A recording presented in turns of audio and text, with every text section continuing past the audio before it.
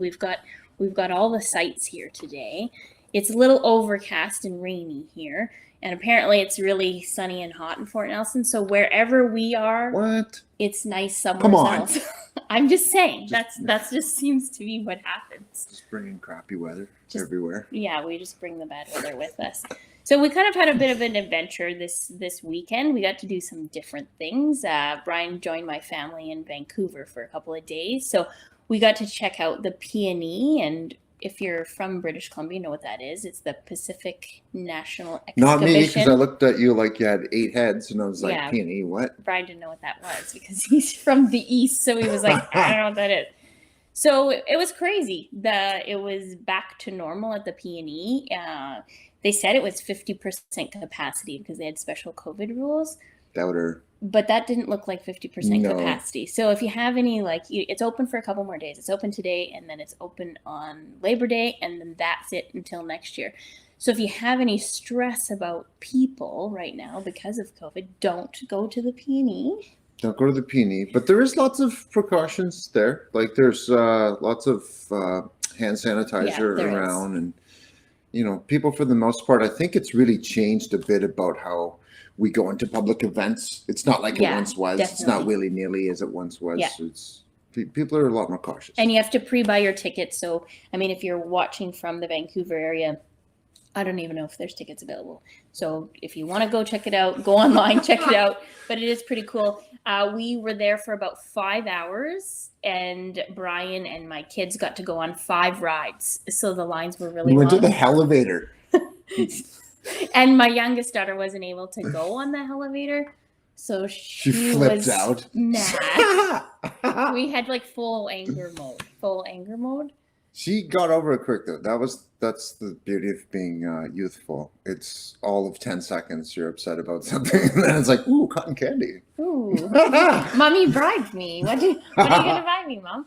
So that was pretty fun, and we also, we stepped out of our normal comfort zone, and we ate the complete fair food, which was good. I definitely paid for it after I had the worst stomach ache. But I think we had a good mix of fair food. We had shrimp. It shot me back to childhood. Right? It was legit a great time. The Peony rocks. I would definitely highly recommend that. Yeah, it was cool. And we had the Screamers, which is, I guess, ice cream and a slushie mixed together. And then I throw cotton candy in there. And then you put the cotton candy. Yep. It's all about getting as much sugar in as you can. So if you're on a diet, don't cheat yourself in an event. Do the event and forget about it. Forget about it for the day and get back to your diet tomorrow. That's the good thing. Brian also got a chance to do a lot of biking around Vancouver. Yeah, I pre-planned this, and I actually have a small story about it. When I was a kid, I had this brand of bicycle that I really loved. It was called GT, and so I was scanning through the buy and sells before I came here, and I was like, I wonder if I can find this bike. Sure enough, there it was, and I was just floored that it was so easy here. So buy and sells, dude, that's the ticket here. You can absolutely get all kinds of wonderful finds for next to nothing, and give yourself access to transportation. I bombed around the city quite a bit. Geez, yeah. I've been chalking up the Strava quite a bit this trip, but there's been lots of uncalculated moments too, where I was coming from the airport and stuff like that, and oh man, this is a wonderful city to bike. Yeah, Vancouver is great, and they have the weather all year round. When Brian and I get back to Fort Nelson, it's potentially snow. It's hard to say. We'll bring the bad weather back. So, if you do get to go to somewhere like Vancouver, there's lots of other warm cities in Canada. Well, let's not say lots. There's other warm cities in Canada. You get the opportunity to do it year round. Wow, you should count yourself lucky if you have the ability to pedal bike and walk around and it's not minus 20 or minus 40. Totally. Because it makes it's different. And we were all comparing, everybody was kind of comparing their steps because we just went to some stores yesterday and looked around and whatever, and everyone's got 15, 20,000 steps. So without even trying to exercise, even the littlest people are exercising when you're walking around the city. Yeah, movement. That's something we profess, right? The city, when you go out, it's definitely the perfect opportunity to get stuff restarted. Actually, I had like this crappy hitch before I got here. I was just kind of in a rut of not being consistent with going for walks and stuff like that. This really was a nice kickstart to get stuff going again, because new environments, kind of reinvigorating, and you just kind of sink your claws into it, do the movement, and then you can take that back with you when you go back and get your little routine going on again. And I have to say, up in Fort Nelson right now, like normally my mom and I and my kids walk every day, but right now the bears are everywhere. And when I say everywhere, I mean there's a lot of bears out. So on our last walk before we came down here, we were walking and two different people stopped us to say, hey, there's a bear in front of your house. So then I was like, okay, well, I guess we're not going home right now. So it depends on your area. And I mean, if you do get to a city that you don't need to worry about that and you can get out, it's such a good way to see things and adventure a new area. It's so different than driving in a car somewhere. But I just learned about coyotes here in Stanley Park. Yeah, there's a coyote problem in Stanley Park. So they're closing Stanley Park. I think they close at 9 p.m. to 7 a.m. or 7 a.m. 9 a.m. now. Yeah, so I got a card stop when I went to go in there. Yeah, so there's been lots of, I don't know the circumstances of it, but there's even as young as a 4-year-old. Wow. So I don't know. Well, these coyotes running wild up in the city. These are like the wily coyotes. The the wily coyotes. These are just not the regular coyotes. The wild. I was thinking to myself, like, are the people, do they have food? Like, do they have beef jerky in their pocket? Why? Why are these coyotes so interested? Are they holding on to Bugs Bunny hostage? Maybe. I don't know. So I guess I don't know what's going to happen. I think they're relocating the coyotes out of Stanley Park. And I do know that I believe some have been put down that have been reoffenders. Wow. Because I guess like somebody even had to have like surgery, like significant. That's crazy. It's significant coyote incidents. It's not just like little. Wiley's not messing around. Yeah, so that's a little sketchy. Sorry to anybody who's been affected by the coyotes.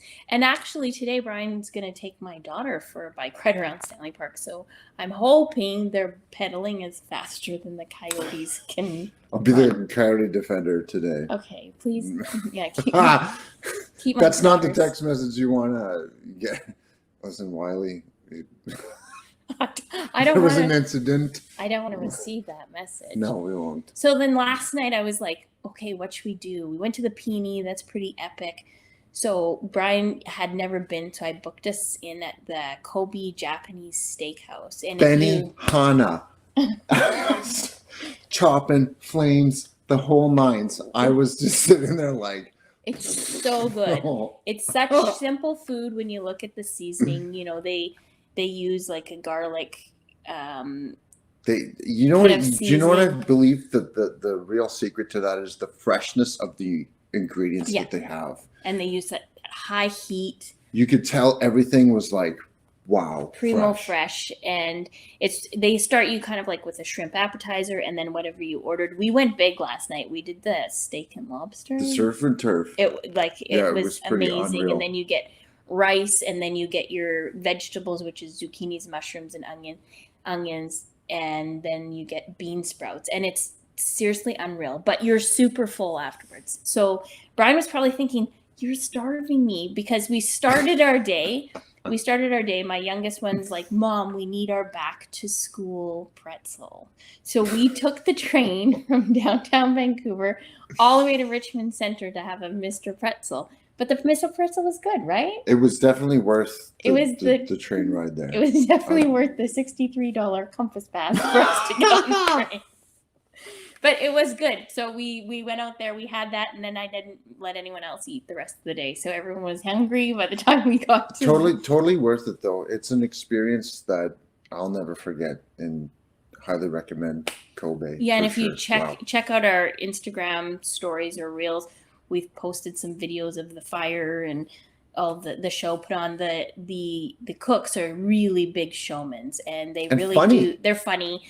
You know, the one guy had, a squirt bottle, like it had a sauce in it. And he squirted it at my kid, and a string came flying out. Even got me, though. And she was like, I was like, whoa, what are you doing? But it's good. It's good because they're showmans, and they're funny, and they, you definitely have a good time. So it's a place to check out in Vancouver for sure. It's been a week, man. It's been a week, and Right? you even got here earlier. I did. So what'd you do before?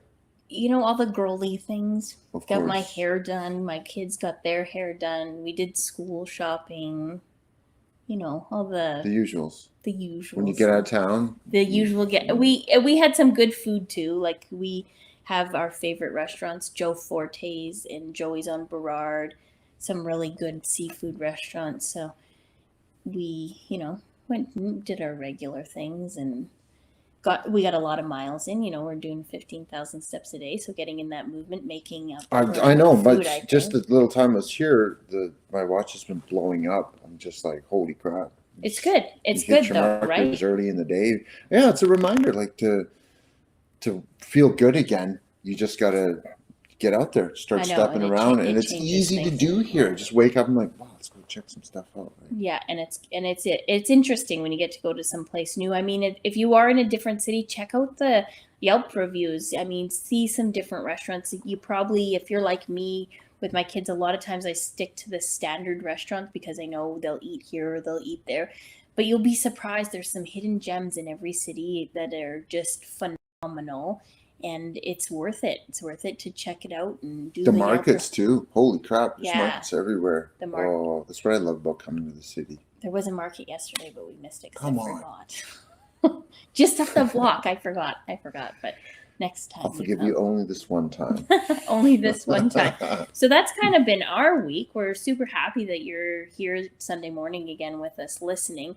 And today we're going to talk a little bit about COVID anxiety syndrome and just the stress that COVID's costs people. Now, we're not judging people in terms of if you get vaccinated or don't get vaccinated or what your views are. That's not what it is. But just the stress around it is definitely a real thing. And kids are starting to go back to school and kind of the world's coming back to a more normal place, even though there's another variant coming out. So we just thought we'd address it to, put it out there instead of hiding it. I know for us, we had kind of a pre-talk, like, should we talk about COVID or should we stay away from it because we don't want to become a controversial situation. But basically, we just want to talk about some of the things that people are going through.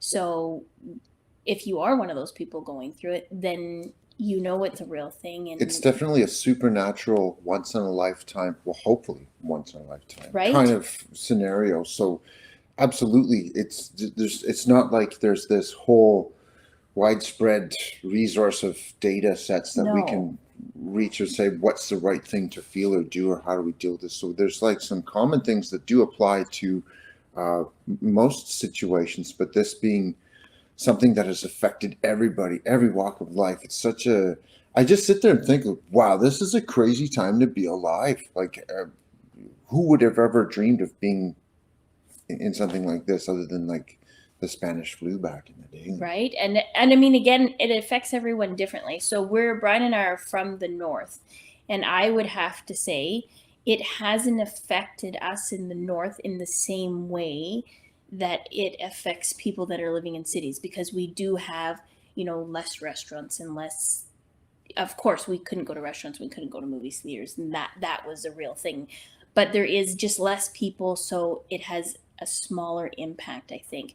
But there's so many people, like in my life, one of my nieces, she graduated from high school at the start of COVID. So that would have been in 2020, right? 2020? Yeah. So she didn't finish high school in school. She did it all online.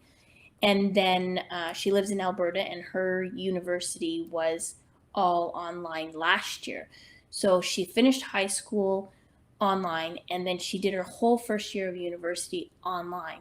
And so this September, or this week, is her first time in college or in university, and her first time in a real group of people in a classroom learning in 18 months. Now, I don't know whether she's good or bad with it, but you put 150 kids together or young people together, you're going to get a big mix of it. So if you're sitting in that classroom and you're thinking, well, what's wrong with that guy over there? Yeah. I mean, they're probably, he or she is probably super uncomfortable with the situation, because you can't take people out of interactions for 18 months and think that there's not going to be some sort of ramifications. Right. Totally. It's again, it's like a supernatural thing. But when you mentioned that to me, it kind of opened my eyes, because I never really thought it from that perspective. But you have kids and the school scenario. So that's something that I was kind of like out to lunch on, because I was just in and the you working. worked. Yeah, and you stayed And working. and I had a continuity about what I did. So I never really saw the effects of that. And it's making me think, like, wow, yeah, when you disconnect people socially for almost 2 years straight, and then it just kind of expect this reintegration, there's going to be a few bumps in the road. I mean, so if you're in a restaurant or you are somewhere like the P&E and you are seeing a child have a meltdown, remember, they probably haven't been in a group of people like that for a long time. So when we were at the P&E, there was a family ahead of us, and the young guy, he was crying because the lineups were so long. And his dad was getting quite frustrated with him and saying, you know, like, if you keep whining, we're going home. But think about that. For 18 months, he's not waited in line. He was only like 6 or 7. He has no clue what waiting in line is. Totally. So, I mean, and I imagine my 7-year-old was going through the same thing, and maybe I just ignored her a little more. I don't know. But I mean, if you're not in it and you're not experiencing a line and what it is to wait and to deal with other people, and all of a sudden you see these little kids acting out, they just truly don't know what to do. So now, you know, we all have to, like, as a society, give them time to get. But even us, like, the only thing we can truly control is how we perceive the situation and what we can do to kind of help coerce someone who's maybe suffering that into a better state of mind, just by saying, well, let's look at it this way. Like, you just kind of opened up my eyes, saying, well, think about it. They haven't been exposed to people in society. You know, and I know with my mom, I know she's super scared of getting COVID. She has COPD and she has been vaccinated, so she has both her vaccinations. But she's very nervous about being around people who aren't vaccinated. So it's a real fear, and as little as, or as unimportant as it might seem to you, if you are a strong, healthy individual and you're not worried, you have to remember what the feelings of the different people around you are feeling. And it's just like in general, just looking at someone who's having a hard time with that. Not even, you can even take it out of the context of COVID and just look at someone who's observing someone else in a similar situation. That anxiety, that fear, that anguish can exist. And we could be like, just get over it, kind of thing. Like, and you got to remember, people who are in that, and I mean, whether it's regular anxiety or stress or COVID related, they can't just get over it. Totally. And, you know, so for so long, we have been pushing, you know, like, sanitize your hands when you go in and out of buildings or in and out of stores. Wash your hands extra long. Bleach and disinfectant everything. Stay 6 feet apart. And then all of a sudden, boom, now we're not 6 feet apart from people. And the sanitizer's farther away maybe. And now all of a sudden there's this newfound stress for people that don't know how to cope with it. And then people who are also feeling that anxiety, you got to remember, social media and the news is bombarded with the negative of COVID. In general, on both sides of the plane, honestly. Right. Like, it doesn't matter if you're a anti-vaxxer or a vaxxer. The news is so full of it. What a terrible way to have to go through that, right? So, I mean, if you can get out and help somebody and try to connect with them. Even, and I'll go as far as to say this, even if you disagree with their point of view on something, observe this active anxiety happening and the need to communicate with somebody to get through that.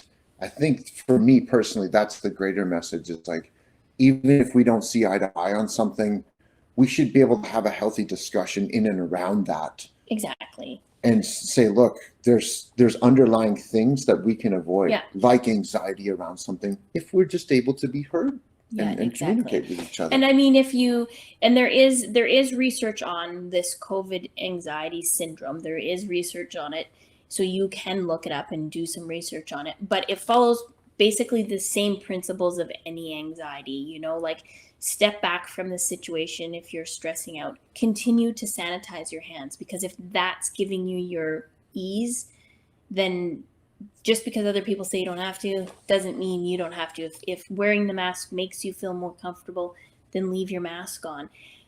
But make sure you're getting that connection with people, whether if you're hopefully in person now and not just via Zoom, because human connection can really change your mindset. It certainly does. And let someone know you're kind of freaking out and you're not cool with what's happening. And all of a sudden, once you put it on the table and you, just like we talked about last week with Amy, you know, we talked about being vulnerable, and she's willing to like tell her whole addiction story and be vulnerable.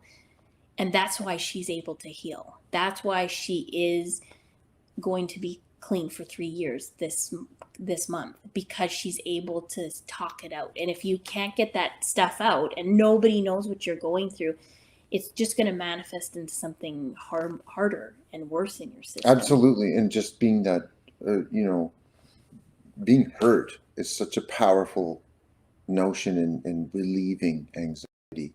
So, like I said, even if you disagree with someone's point of view, being an ear in general and just being neutral on something can go a long way in bringing both to the table to be able to discuss something in general, which is. So have you personally had any situations during COVID where you felt like, ooh, too anxious, or something that threw you off? I work with in and around a lot of people doing satellite dish installations, so I get a mixed bag, but I ask a lot of questions before I go. There is protocols for sure that you have to make sure someone's not feeling sick, wearing the mask before you enter someone's premise, being very respectful and that stuff. But in general, I like to go one step further and just say, like, are you okay with this situation? And some, they will openly say, like, no, I feel kind of anxious about it, in and around you kind of being in this zone because I don't know where you've been. And so I would just say, this doesn't have to happen. Right. You can reschedule, you can say no. The freedom of choice is there, and sometimes that's enough to alleviate it.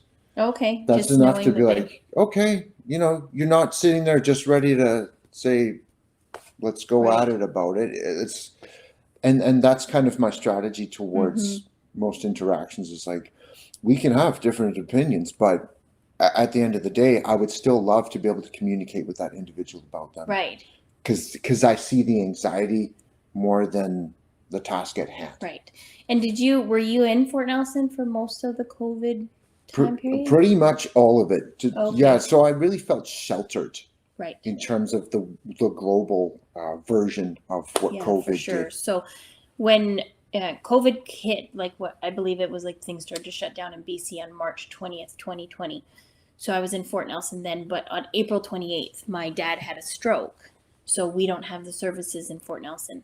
So he was then sent to Fort St. John, which we went, and that was a real struggle, even being in Fort St. John. So we weren't allowed to go into the hospital to see him. And then the only restaurant close to our hotel was Tim Hortons, and they wouldn't let us go through the drive-through on foot, and the restaurant wasn't open. Wow. But we flew to Fort St. John, so we didn't have a vehicle. Yeah. But they actually refused to serve us on foot. Which is insane. Oddly enough, I've had this experience, but that's another story.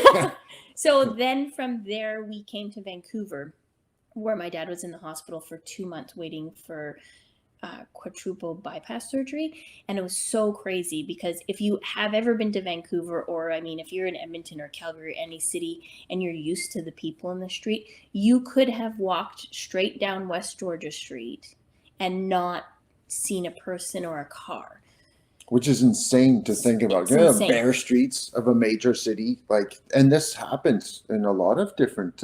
It was so bizarre. Cities. So we actually were here from April and then all the way to September with my dad. So we seen the first reopening.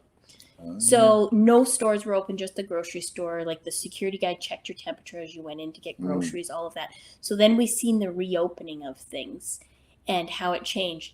So then again, we were here this summer and they still had the mask protocols and the hand sanitizing protocols. And then the BC government had the restart program on July 1st. And on July 1st, you didn't have to wear a mask. Overnight, it was like double the people. And it was crazy, right? Because nothing changed in the night except for the government said you don't have to wear a mask anymore. So it was just crazy how many people just all of a sudden, like, they were waiting to come out of, you know, their homes or wherever.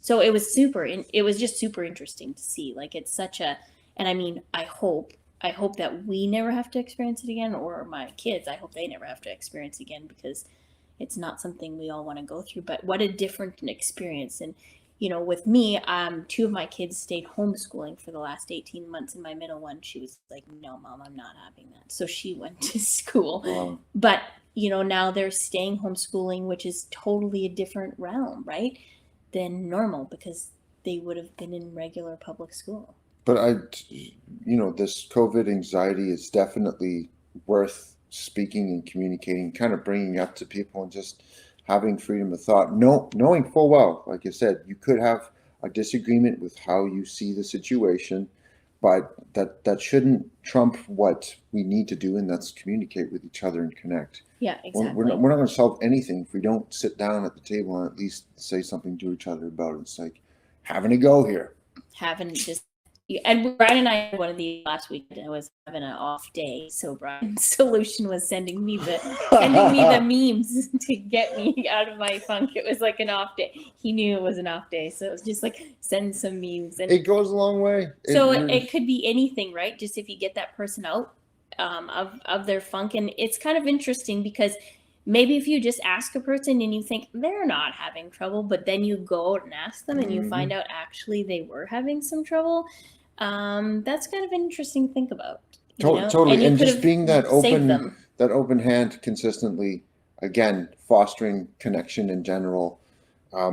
Even myself, I try to open the lines to individuals who want to communicate. I may not get to someone right away, but I absolutely do make time to respond to any messages, or at least spread some sort of wisdom, or even bring it to this platform and say it out loud. For sure. If we can help many people, let's do it.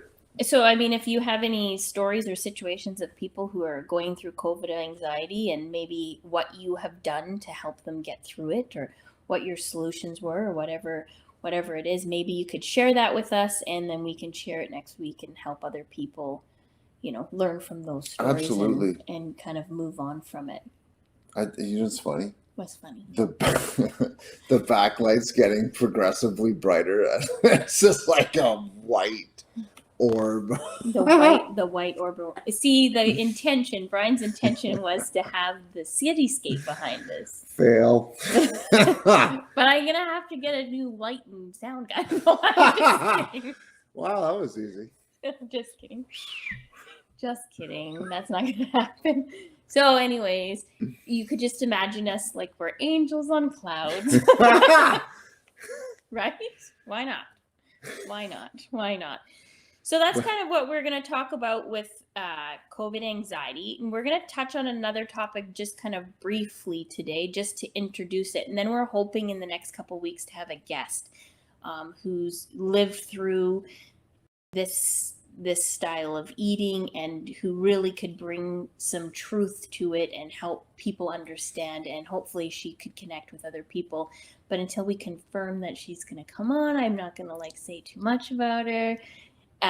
But we're just going to briefly talk about intuitive eating, and and what intuitive eating means. Brian, do you remember what it means? So intuitive eating, there's kind of 10 kind of factors built into it.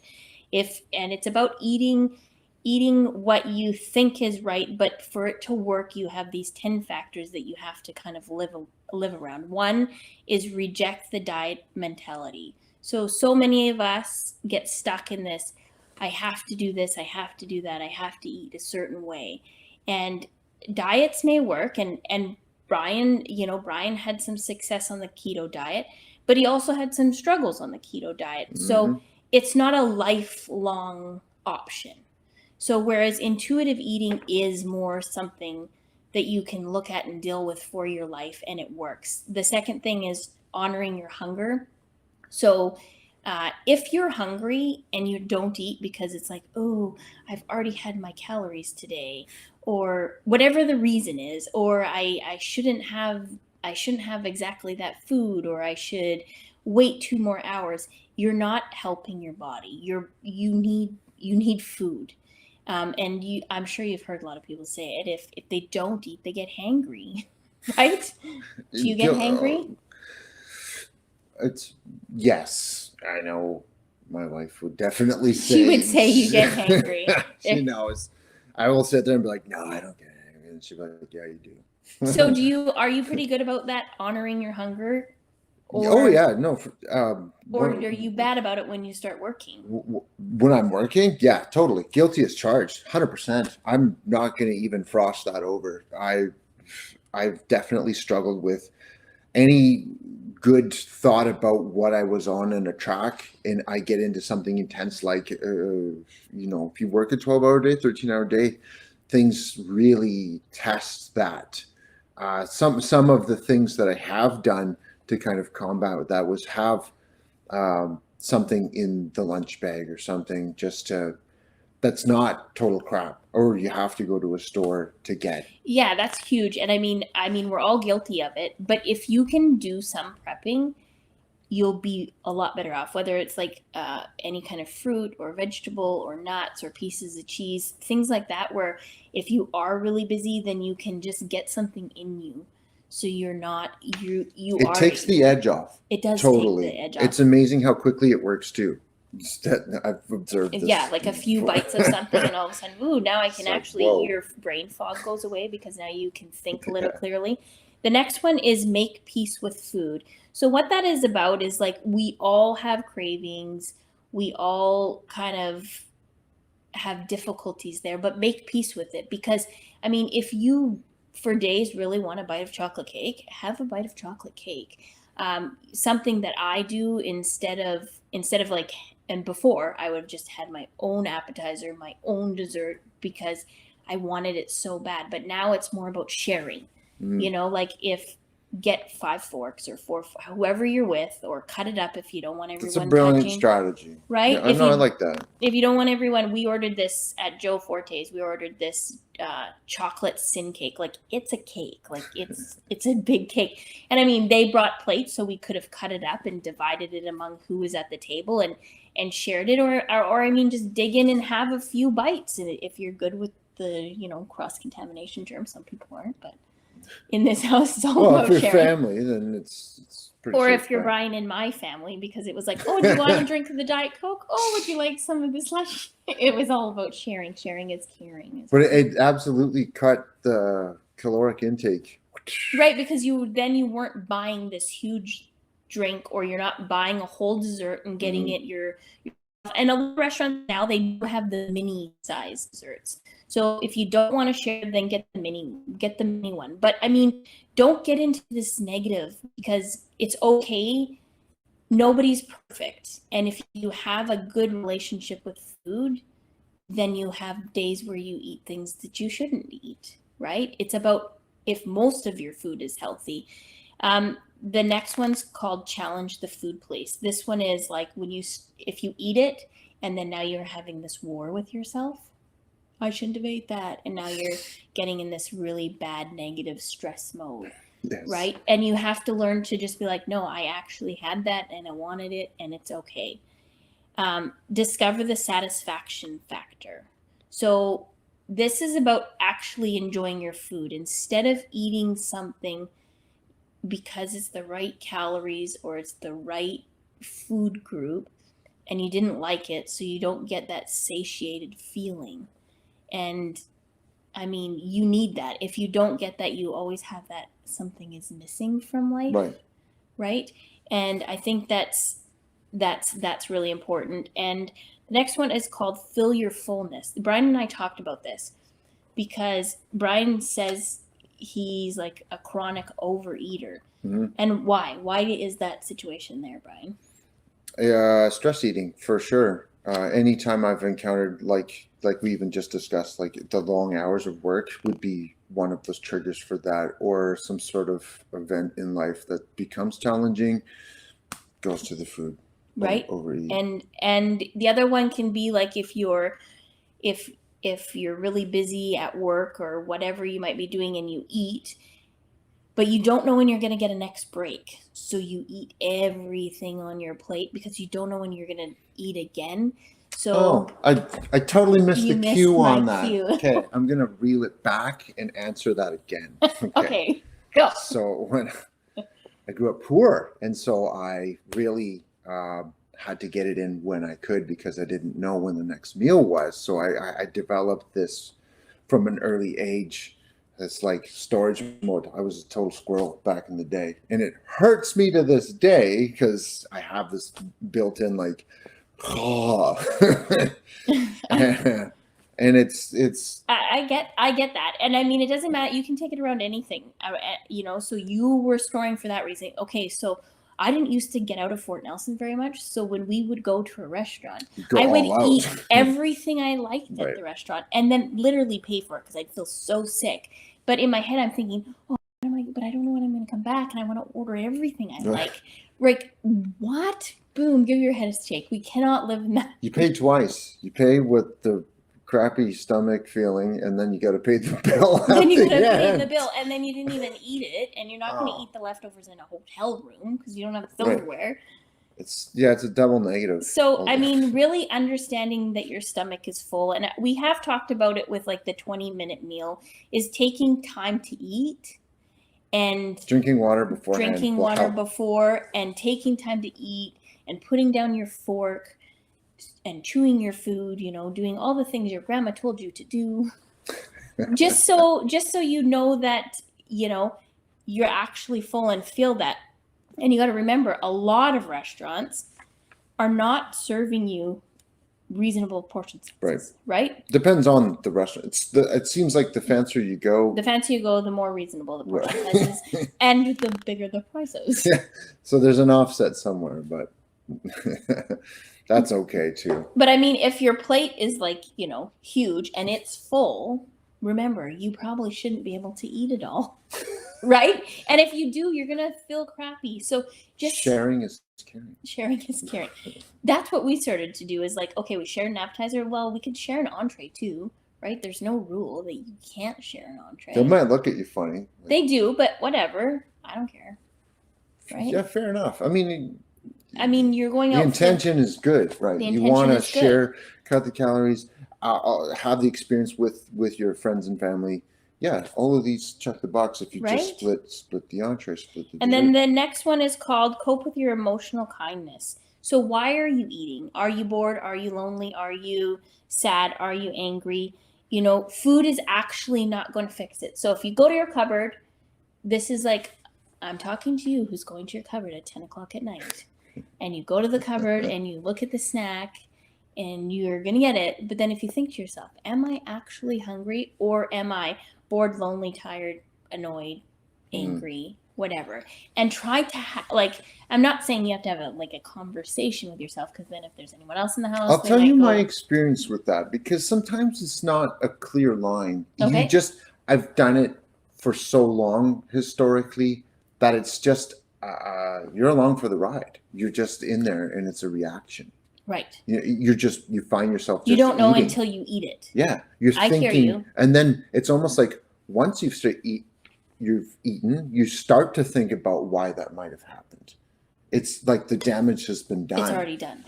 It's something interesting to think about, is like to think about why you eat things and why you do things. Now, in this past summer, me and my oldest daughter have been doing like food prep and having snacks available, and it's crazy If the carrots are in the fridge, nobody ever eats them. They get thrown away slimy. If the carrots are washed, peeled, and cut and put in a container in the fridge, Mhm. they go. And or the red peppers or the zucchini or whatever, because my kids love all that stuff. But myself or my daughter Hadley takes that step and preps it. And so figure out what your trigger is, right? Are you just lazy and it's easier to grab a chocolate bar? So if you did the prep when you bought the groceries, would that help? Like figure out something that might work for you, because you Yeah, never totally. know what's going to work. Yeah, it's like a line of defense. If you're Right. going to, you might as well have something you've already kind of preconceived. Right. Yeah. And it just makes a bit of a difference. The next one is called respect your body. So this is you, and it's not just about women, because men are involved in this too, but you've got to remember that you do have a body type. Just because the person next to you is a size 4 doesn't mean you can ever be a size 4. Like your perfect body type might be a size 8. So don't punish yourself by starving yourself and cutting calories and living on a ridiculous diet when your body's not designed for that. I mean, everybody does have a weight and a bone structure and a body type. I feel there. like you can have a quality of life element that's tied into that. If you're trying to get from one state to the next, you really got to consider the journey along the way, albeit that it's typically tough. But if you spend time thinking about how to make that fun or more enjoyable, you don't think of it as a journey. It's just a way of life. Yeah. And that's, for me, truly the goal in the end, is to just normalize that type of eating and not yo-yo dieting. Which is not healthy, and it's so scary. There's, like as a precursor, I will say, there's a time and place for certain diets. Definitely. 100%. Like, you can talk to a doctor for sure. Talk to a doctor, find out what they recommend. But I mean, in most cases, what they're going to do is recommend that you go on a diet for a certain time frame, and in that time frame, they're going to check your blood and your blood sugar and make sure everything is going smooth and fine. And in most cases, there's an end date going to be happening, right? Right. So and the goal is exactly what you're saying, the intuitive eating. And what you're doing is you're kind of honing your internal compass to start to know what the right answer is. And to know that. So, I mean, there's so much, and we'll talk more about it with our upcoming guest, who really can talk about how to become an intuitive eater. This is kind of just the precursor stuff. I'm excited about it. I'm excited. I love professional opinions on that subject matter. So the next number 9 is movement, which we like talk about all the time. Like, really, if you want things to be successful, food and movement is all tied together. It's tied to your mental health. You have to get up and move. If you don't move, you're going to be falling down in one area. Yes. There's nothing you can do. And then the last one, which I kind of talked about already, is just honor your health. Like, it is okay to have the P&E fun day. Yes. Yeah. But and it's okay to have the big turkey dinner. Everything in moderation. Right. I mean, like, if you eat like that every day for a month, it's not going to be good for you. Look like old self. So you want to make sure that you are eating in moderation, and you're looking after what's healthy for you, because you're the only one who can tell. Do you feel good? Do you feel healthy, or are you feeling really tired? Are you and all of those things are connected to what you're eating and how much you're moving. So it's important to kind of share that and know what your body's feeling, and then you'll start to that internal compass, intuitive right? eating. You need to be able to trust that, because there was a time in my life where I couldn't trust that. Okay. Because of a couple of factors, actually. One, I had no real idea about nutrition and what was a good food and what was a bad food. So there was a time that alone kept me in a much different state. And so when I started to kind of open my eyes to the resources that were around me, it started to help me unlock the ability to listen to the cues that were going on, but I didn't even know it. You didn't know they were there or what they meant. And that was the intuitive eating bang. hey, get back on track here. Yeah, and you know if you're off one day, then your body just tells you you're on the next. And that's the other thing is there is so much available now about nutrition, through the BC government and the Canadian government, and there's so many different courses that you can do about nutrition if you have time. I mean, there's some that are even quite inexpensive. It's really interesting to learn rather than just learning your information off of social media, because you have to be a bit careful there. I mean, you on social media, you have so many people sharing information. They're not all professionals. Some of them have lived stories, so I'm not minimizing what they have to say, but they don't necessarily can't speak to the broader population. So you want to just be careful where you get your information. I mean, I've seen on there, I don't know, 100 times, like, oh, if you eat just pineapple, you'll lose 10 pounds. Well, that pops up in the ads. Right? So these things are like booming, hitting you, that you should try these things and just, look into it. Don't just jump on the bandwagon, because anything that says you're going to lose weight instantly is not accurate, sadly. It's nor should you. Honestly, your body should transition in a reasonable state or amount of time. Right. Otherwise, you're going to get that rebound too, right? You'll lose it, and then all of a sudden you gain the weight back, and often or worse, you get worse, right? Like you gain it back worse, because you want to make sure you can sustain how you're eating and what you're doing. Yeah.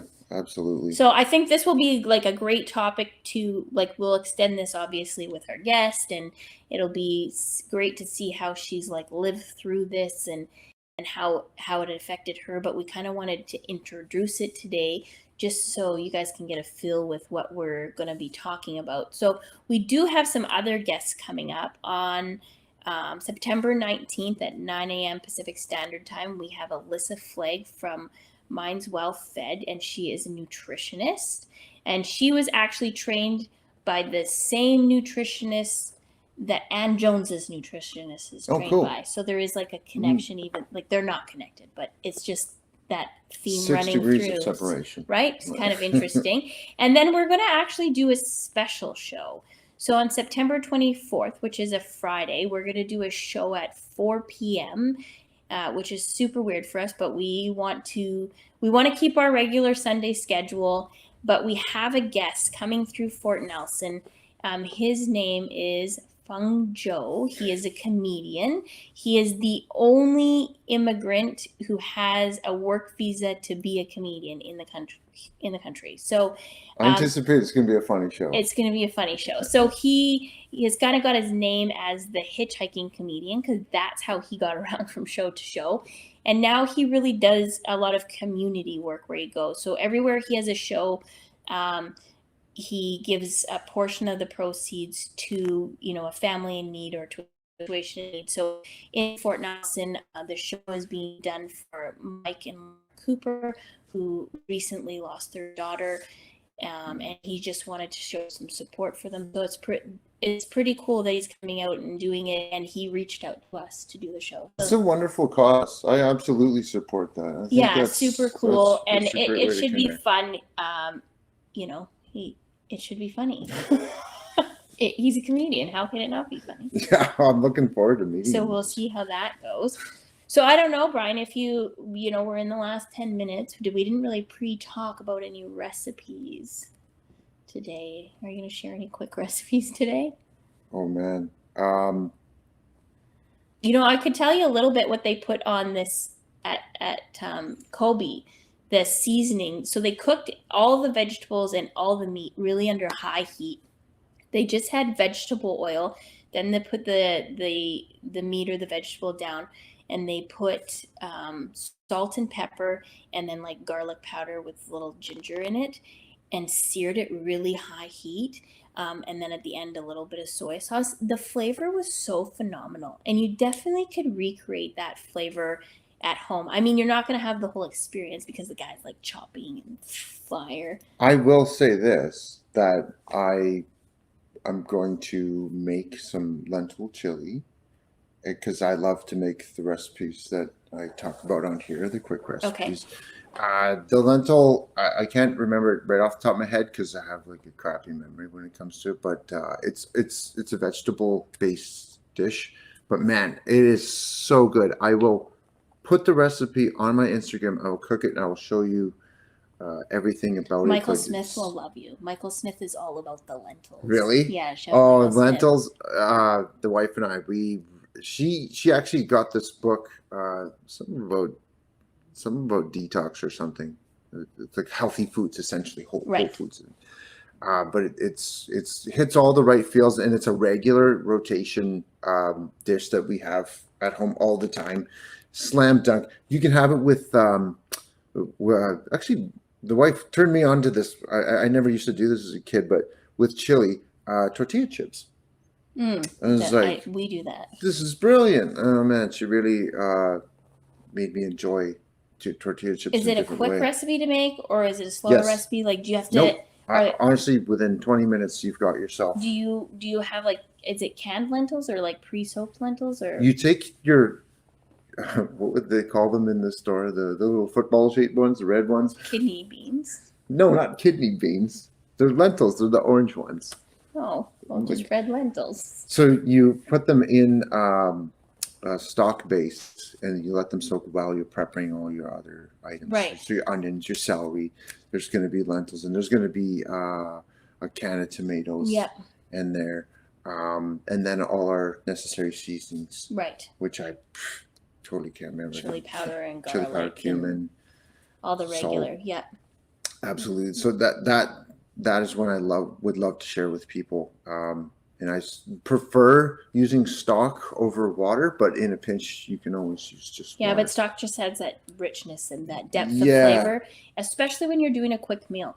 So this is just like a trick for any quick recipe. If any quick recipe calls for water and you substitute in stock, all of a sudden it now tastes like it's a recipe that you spent like 4 hours making. Yeah. And it doesn't, I mean, you can make your own stock by all means, but you can also just buy a can or the Tetra Pak. This is about being quick, right? Right. Like, so for sure. I mean, it does elevate it. It gives that depth that you can't get with water and you can't get with fast food. When I can, I do get the low sodium ones because that's what I do too. Just because I like to tweak the salt right where I want it. You know, sometimes if you get it over, then it's you're adding water and it changes how the flavors come together. Yeah, it's hard to fix it that if you're over. If you are over in the salt content, though, did you know you could put a potato in?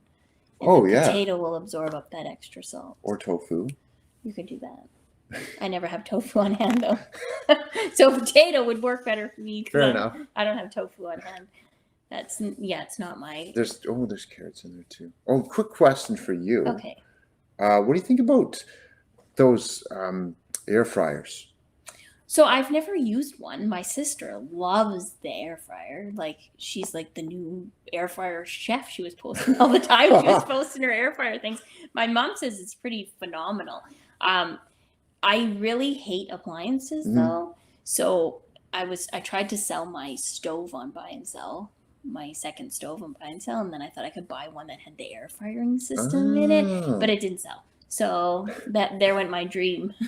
Does it intrigue you? It does intrigue me because it's like the sous vide. It's something different to do, and it's getting away from the deep fried. Now, I've had a chicken wing out of it.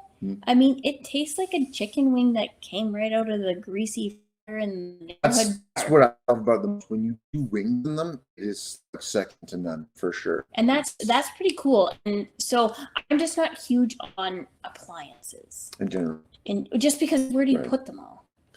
On your baker's rack in the kitchen, of course. Right, but you don't have 3 children who have like all sorts of stuff that take up space. Like, we have a rice cooker and we have an Instapot and we have a crock pot and who knows, we have it all.